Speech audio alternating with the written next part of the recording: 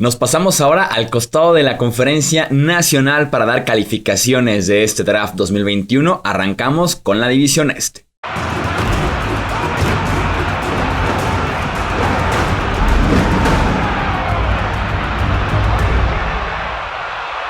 ¿Qué tal amigos? ¿Cómo están? Bienvenidos a un episodio más del podcast Hablemos de Fútbol. Yo soy Jesús Sánchez, un placer estar con ustedes aquí ahora para hacer el costado de la NFC. Ya lo conocen, me acompaña como lo hizo con la conferencia americana mi amigo Álvaro Rodríguez de Route Running. ¿Cómo estás, Álvaro? Bienvenido. Jesús, nada, muchísimas ganas de ponernos con esta división que cada año nos da una sorpresa, así que vamos a ver quién es este año el equipo sorpresa de la NFC. Así es, y además una división que generalmente tiene los focos, los reflectores, entonces va a dar mucho de qué hablar. Iniciamos con los Dallas Cowboys, que hicieron un cambio con su rival divisional en plena noche del draft, bajaron al puesto número 12 y se hicieron de linebacker Micah Parsons. En el puesto 44 global, en segunda ronda, el esquinero Kelvin Joseph. Tuvieron 3 terceras rondas, el tackle defensivo Osa Odighizuwa, también el defensive end Chauncey Golston y también el cornerback Nahshon Wright. En cuarta ronda tuvieron al linebacker Jabril Cox y también al tackle ofensivo Josh Ball. Al wide receiver Simi Fehoko en quinta ronda. Tuvieron 2 sextas rondas Quinton Boana, el tackle defensivo, y también Israel Mukuamu, el cornerback. Y para cerrar en séptima ronda al guardia ofensivo Matt Farniok. ¿Qué calificación le das al equipo de la estrella solitaria? Este draft le di un 6.5.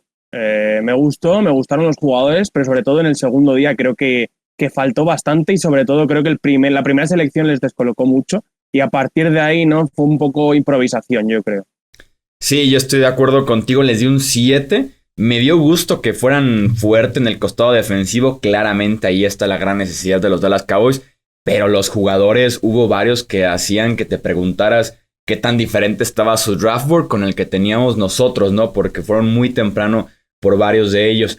Con Micah Parsons tienes al mejor defensivo que tenían disponible. Seguramente lo van a utilizar más en una posición de Leo, más de pass rusher, aprovechando ese pasado que tienen y tal vez ya después reconvertirlo. Porque ahorita con Leighton Vander Esch, con Jalen Smith, Keanu Neal, Jabril Cox va a ser complicado verlo como linebacker tradicional. Pero creo que tendrá a final de cuentas un rol como pass rusher en la defensiva de los Dallas Cowboys, que también lo hace excelente Micah Parsons.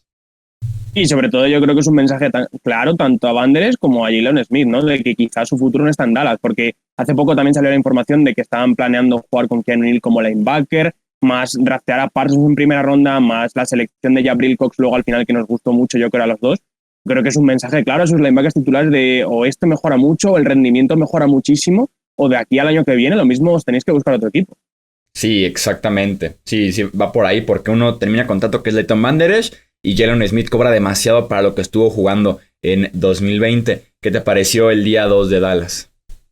A mí el día 2 es el que más me chirría por las selecciones. Yo creo que la que más me gustó la de Osa Odighizuwa para jugar como three tech, ¿no? Como ese tackle defensivo más penetrador, más que puede afectar al quarterback. Pero el resto de selecciones creo que fueron demasiado pronto. Entiendo la necesidad de Kelvin Joseph, el cornerback, que era quizá la necesidad principal, y por eso digo que creo que la elección de Horn y de Surtain justo delante no les descolocó un poco, les hizo trasparar hacia atrás con Filadelfia, con un rival divisional, les hizo salir de ese número 10, que yo creo que si hubiese estado Surtain era muy clara la selección, y eso también les hizo no intentar arriesgar y coger a otro cornerback muy pronto porque de verdad que necesitaban a alguien al lado de Dix. Entonces creo que tanto el pick de Joseph como el de Nahshon Wright vienen un poco de esa falta de previsión, ¿no? Y de esa falta de selección en la selección número 10 cuando tenían pensado, yo creo que iban a elegir un cornerback y de repente no está ahí. Y por los jugadores creo que Nahshon Wright era más un jugador de tercer día, totalmente desconocido para mí, pero después investigando un poco sobre él, veo las cualidades, es alto, es largo, tiene brazos bastante largos, encaja en ese sistema,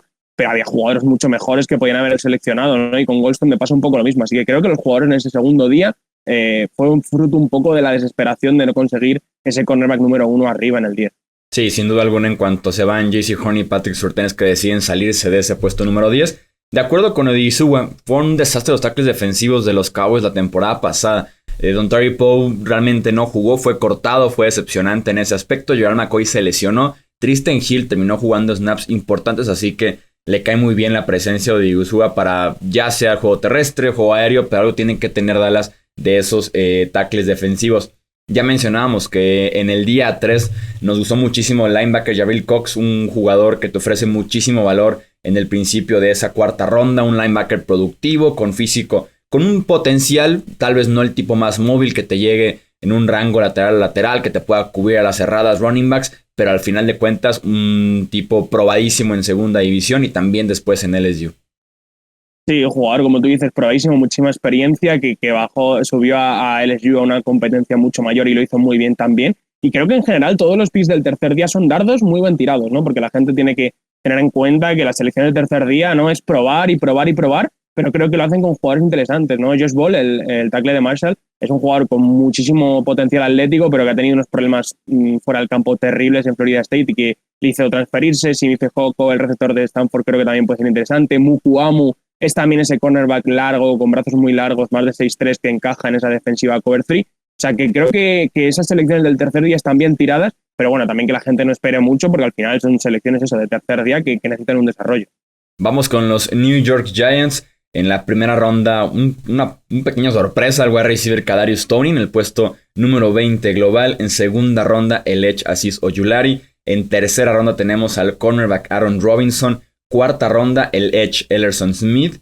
Sexta ronda, el running back Gary Brightwell y también el cornerback Rodarius Williams. ¿Qué calificación le diste a estos Giants?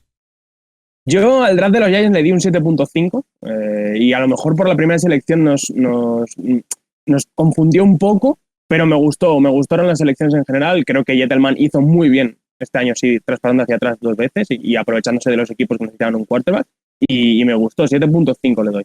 Sí, se lleva, creo yo, un .5 Gettleman así de extra, ¿no? Por el hecho de que por fin pudimos verlo hacer un cambio para atrás, acumular selecciones en un roster que sin duda alguna necesita el talento. Coincidimos, yo también le di un 7.5 y pues empezamos a hablar de Kadarius Toney, ¿no? Que no me parecía el cuarto mejor wide receiver de la clase, lo terminó siendo en este draft 2021.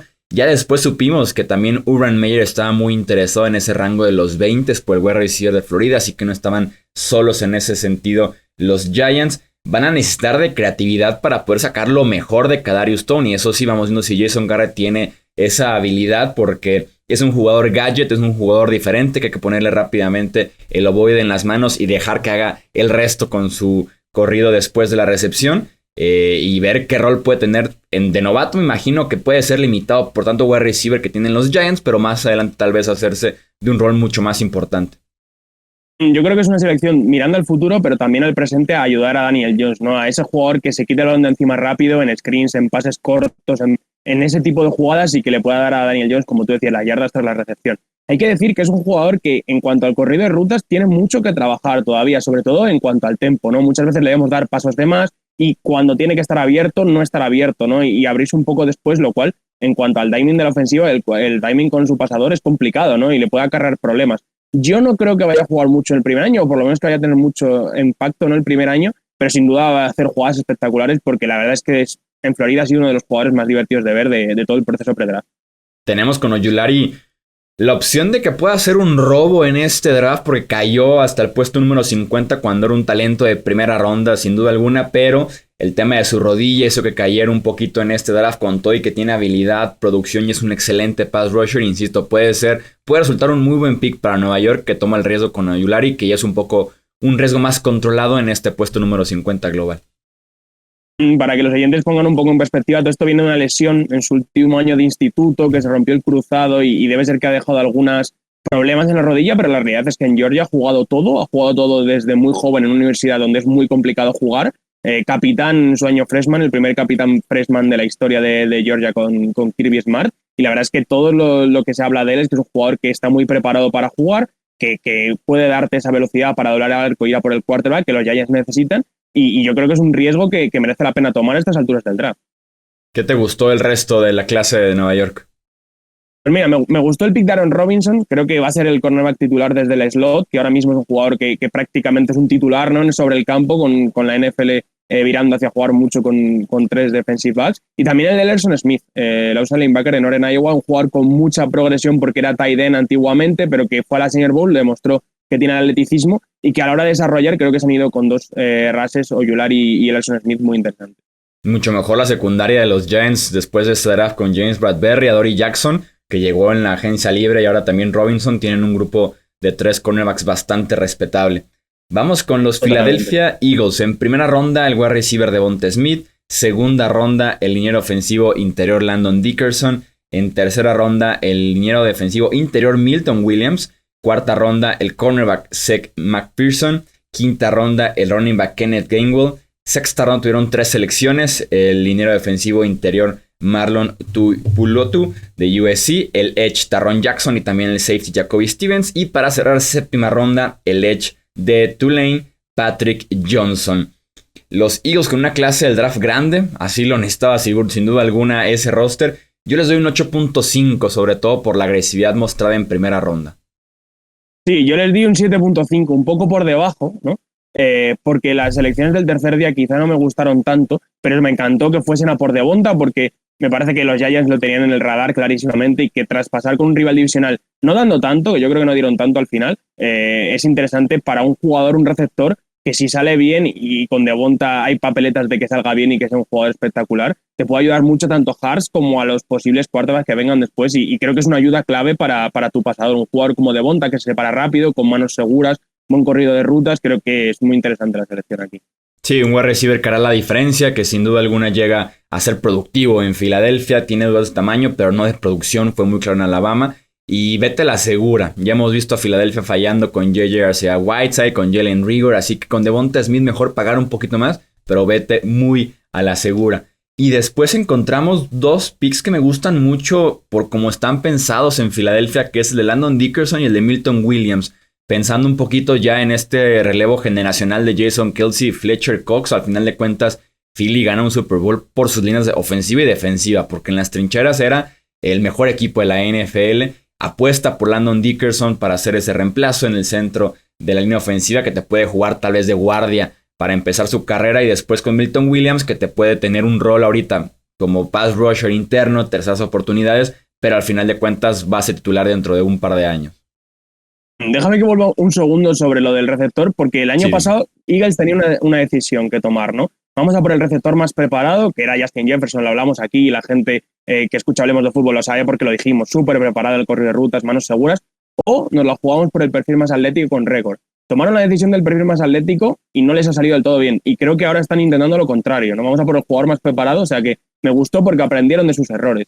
Y sobre los siguientes 2 selecciones, muy de acuerdo contigo. Es verdad que los fans de los Eagles, por lo que ya he hablado, un poco disgustados de que no se ataque cornerback y linebacker, ¿no? Que yo creo que eran 2 necesidades claras, pero creo que también el equipo está pensando a futuro. Creo que Eagles no tiene, o por lo menos la gerencia de los Eagles no ve con muchas posibilidades de competir al equipo la temporada que viene, y refuerzan lo que les hizo ganar y un poco ese rejuvenecimiento con Dickerson, que yo creo que empezará jugando de guardia, pero puede ser un muy buen center, además con Kelce, un jugador enorme del que aprender, y con Milton Williams también, otro de los jugadores con más proyección en la línea defensiva. ¿Qué te pareció el resto de la clase de Filadelfia? Pues el tercer día me gustó la selección de Kenneth Gainwell, el corredor de Memphis, corredor receptor, puede hacer todo desde el backfield, saliendo sobre todo en downs de pase a la hora de recibir, y creo que va a ser un muy buen complemento para Sanders y que le da a los Eagles un muy buen 1-2, ¿no? Con ese jugador que tiene capacidad de recibir, capacidad de ganar ya tras la recepción, y estoy convencido de que si Gainwell lo hubiese jugado esta temporada 2020, no hubiese aguantado hasta la quinta ronda.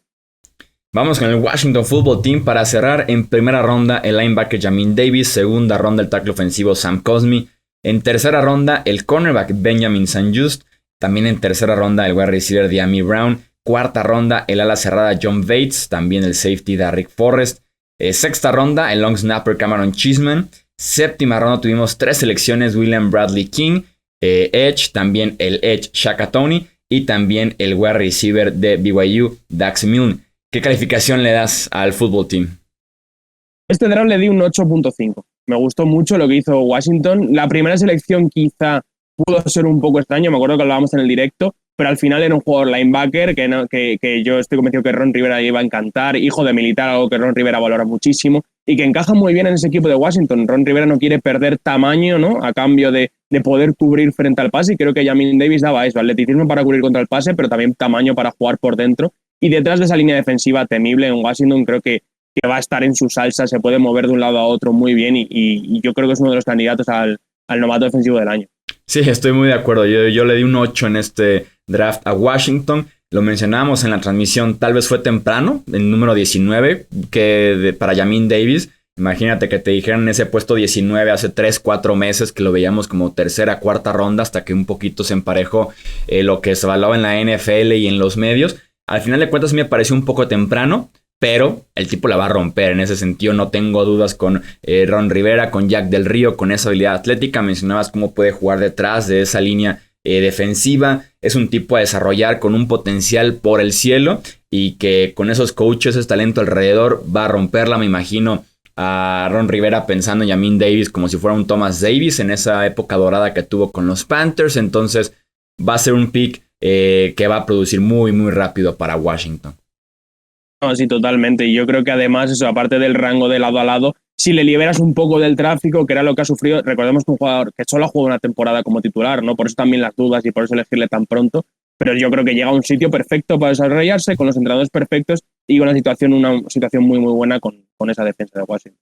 Tenemos después a Samuel Cosmi, que al principio del draft se veía como que iba a ser el tackle izquierdo de este equipo. Después llega Charles Leno, cortan a Morgan Moses, así que ahora tenemos una combinación de Charles Leno como tackle izquierdo y Samuel Cosmi como el tackle derecho, un tipo con físico, muy atlético para poder jugar la posición. Me parece que están ya bien preparados en los dos tackles con Leno y con Cosmi ahora.